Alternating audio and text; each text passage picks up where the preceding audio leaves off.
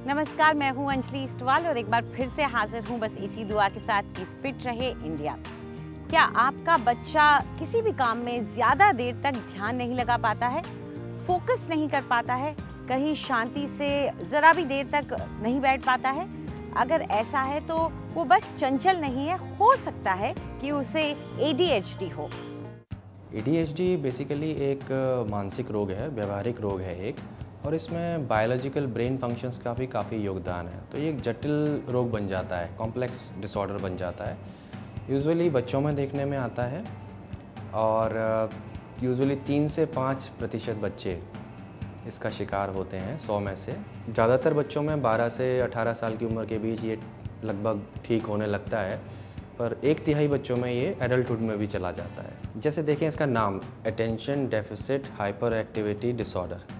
सो इसमें 2 क्लस्टर के सिम्टम्स हमें देखने को मिलते हैं। पहला है हाइपर एक्टिविटी, दूसरा सिम्टम आता है इसका क्लस्टर जो है वो है इनअटेंशन का, अटेंशन डेफिसिट जिसको हम कहते हैं। उसमें बच्चा किसी भी चीज़ पे पूरा ध्यान नहीं दे पाता। एक तीसरा जो उसका आयाम है वो है इम्पल्सिविटी, जिसे हम कह सकते हैं आवेशी व्यवहार, कि अपने आवेग पर नियंत्रण नहीं रख पाता बच्चा। जैसे जब गेम खेलता है बच्चों के साथ तो अपनी बारी का इंतज़ार नहीं कर पाता। तो इसमें मेडिकेशन और साइकोथेरेपी, ये 2 चीज़ें कंबाइंड रूप में ज़्यादा अच्छा रिजल्ट लेके आती हैं। एक मल्टी मोडल अप्रोच रहता है। ADHD एक डिसऑर्डर तो नहीं कहा जाएगा। आम तौर पे आप चाइल्डहुड में देखते हैं कि बच्चे बहुत हाइपर एक्टिव होते हैं, बहुत उधम मचाते हैं। कुछ बच्चे नॉर्मल होते हैं, कुछ बच्चे एक्स्ट्राऑर्डिनरी बदमाश या उधम मचाने वाले होते हैं। इसे हम हाइपर एक्टिव कहते हैं। वो एक जगह बैठ ही नहीं सकते। तो इसको आप थोड़े लेवल पे कर्ब कर सकते हो, जिसे रिलैक्सिंग फूड खिला के, स्पाइसी खाना खिलाओगे तो वो बच्चा और एग्रीवेट हो जाएगा। या फिर प्रिजर्वेटिव से भरा खाना खिलाओगे, जैसे कि बाहर मिलता है तो उसमें आपके सोडियम की मात्रा ज़्यादा होती है, सॉल्ट ज़्यादा होता है, पैकेज्ड फूड जिसे कहते हैं या सॉसेस जिसे कहते हैं, ये चीज़ों से बच्चा एग्रीवेट हो जाता है। शांत तरह की चीज़ें ज़्यादा बच्चे को सूद करती है, जिसे कि मिल्क बहुत कामिंग इफ़ेक्ट देता है बच्चों के ब्रेन पे। तो शांत वाली चीज़ें आप ज़्यादा प्रयोग करें। चावल अगेन घी के साथ डाल के, चीनी डाल के उसको खिलाइए एक मील, बच्चा एकदम रिलैक्स्ड एटमॉस्फेयर में चला जाएगा। ज़्यादा नॉन वेजिटेरियन खाना भी इस दौरान खाने से बच्चे में हाइपर एक्टिविटी इंक्रीज़ हो जाती है।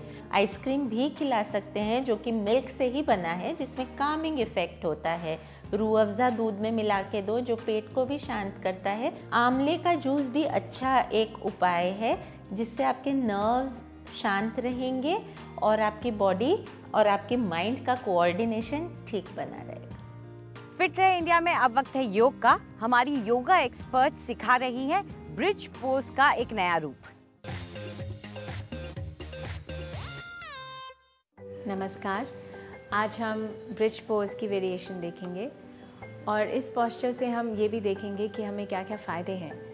इस पोस्चर से हमारी बैक स्ट्रॉन्ग होती है, लेग्स स्ट्रॉन्ग होती है, lower area of the body जिसे हम कहते हैं वो उसमें स्ट्रेंथ आती है। उसके अलावा ये पोस्चर गायनेकोलॉजिकल डिसऑर्डर्स के लिए बहुत अच्छा है। तो इसे हम कैसे करेंगे अभी देखेंगे।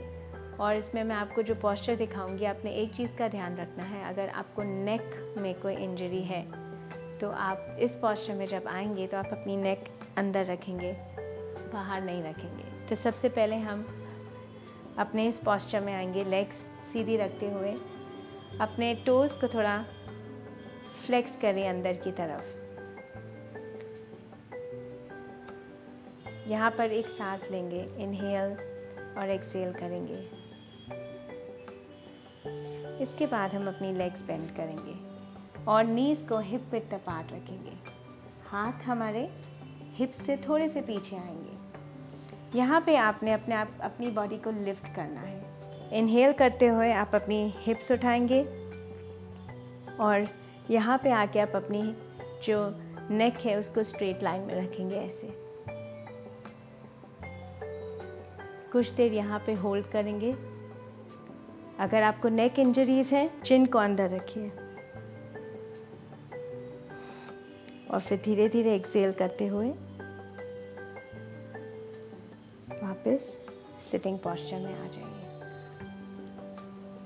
इस पोस्चर से आपके शोल्डर्स और आपकी आर्म्स स्ट्रेंथ भी इंक्रीज़ होती है और साथ ही में रिस्ट, जो एरियाज़ हम ज़्यादा अपनी लाइफ में यूज़ नहीं करते या हमें पेन्स जॉइंट्स में शुरू होती हैं, उसके लिए भी ये पोस्चर काफ़ी हेल्प करता है।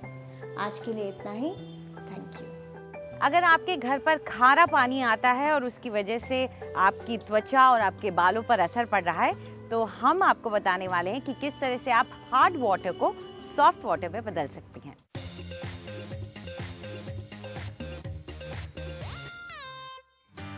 नमस्कार, आज हम बात करेंगे हार्ड वाटर के बारे में, यानी कि वो पानी अक्सर जो आपको नुकसान देता है लेकिन आपके पास कोई भी नुस्खा नहीं है उसको सही करने के। आज हम वही नुस्खा आपको बताने जा रहे हैं। सबसे पहले जिसमें आप पानी और ओटमील का इस्तेमाल करेंगे। ओटमील आप एक बाल्टी में, मैंने कम लिया है, एक बाल्टी में तकरीबन 1 चम्मच डालेंगे और इसको अच्छी तरह मिक्स कर देंगे। ये आप देख रहे हैं ध्यान से कि जो पानी है बिल्कुल सफ़ेद रंग का हो गया है, लेकिन जब इसको आप डाइल्यूट करेंगे एक बाल्टी पानी में तो वो क्लियरली नहीं दिखेगा। उसके बाद इसी पानी को आप छान लेंगे और क्योंकि हम इसको डाइल्यूट कर रहे हैं, इसी ओटमील के ऊपर आप पानी और ऐड कर सकते हैं।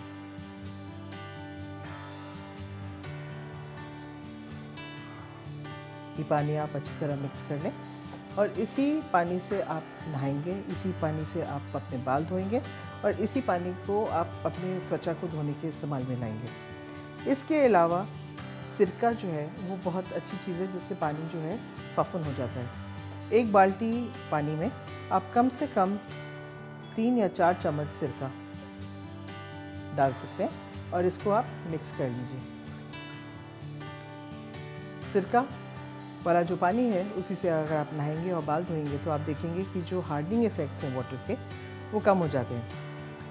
हम उन जगह रहते हैं जहाँ पर पोल्यूशन बहुत ज़्यादा है, लेकिन बारिश के मौसम में बारिश के पानी से नहाना त्वचा और बालों के लिए सबसे ज़्यादा फ़ायदेमंद रहता है। इस बार बारिश के मौसम में आप वेट करके देखें कि पहली बारिश के बाद जो बारिश होती है वहीं पर आप अपने बाल्टियाँ रखें और उसी बारिश के पानी से आप अपने त्वचा और बालों को धोएंगे और नहाएंगे भी उसी से, और आप देखिएगा कि उस बारिश के पानी से आपकी त्वचा बालों में कितना फ़र्क आता है। चलिए अब हमारी फिटनेस एक्सपर्ट से जानते हैं कि बॉडी स्टिफनेस को कैसे दूर किया जाए।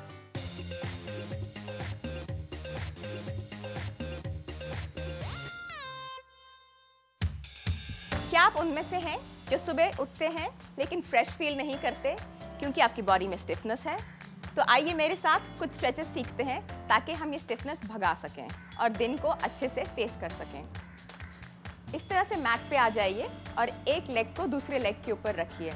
अगर आप ये कंफर्टेबली नहीं कर सकते तो अपने एंकल को भी प्लेस कर सकते हो। जो भी आप कंफर्टेबल फील करते हो आप वो कीजिए और धीरे धीरे सांस लेते हुए नीचे आइए। एक हाथ को नीचे रखिए, इनहेल कीजिए, फिर दूसरे हाथ को भी नीचे रखिए। अपने सिर को जितना नीचे ले जा सकते हैं लेके जाइए और इस पोस्चर को होल्ड कीजिए। अपने हैमस्ट्रिंग में आप एक अच्छा सा पुल फील करेंगे। धीरे से हम ऊपर आएंगे। इस एक्सरसाइज को आप दूसरे साइड पे रिपीट कीजिए। इसके बाद धीरे से मेरे साथ नीचे आइए। इस पोजीशन को होल्ड कीजिए और ऊपर की ओर स्ट्रेच कीजिए। अपने हैमस्ट्रिंग्स में पुल फील कीजिए। वापस नीचे आइए और पुल फील कीजिए और धीरे धीरे वॉक कीजिए। जितनी आपकी लेग्स में स्टिफनेस है सब चली जाएगी। अपना फोकस आप अपने ब्रेथ पे रखिए। धीरे से वापस ऊपर आइए।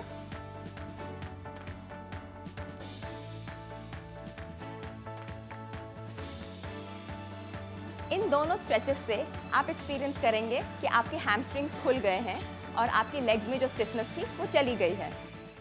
फिट रहे इंडिया में आज इतना ही। आपको हमारा कार्यक्रम कैसा लगा हमें ज़रूर बताएं। आप अपनी राय हमें ईमेल कर सकते हैं fit@ndtv.com पर। आप चाहें तो ट्विटर पर भी हमारे साथ जुड़ सकते हैं। इस्तेमाल कीजिए #फिट रहे इंडिया। फिलहाल हमें इजाज़त दीजिए। नमस्कार।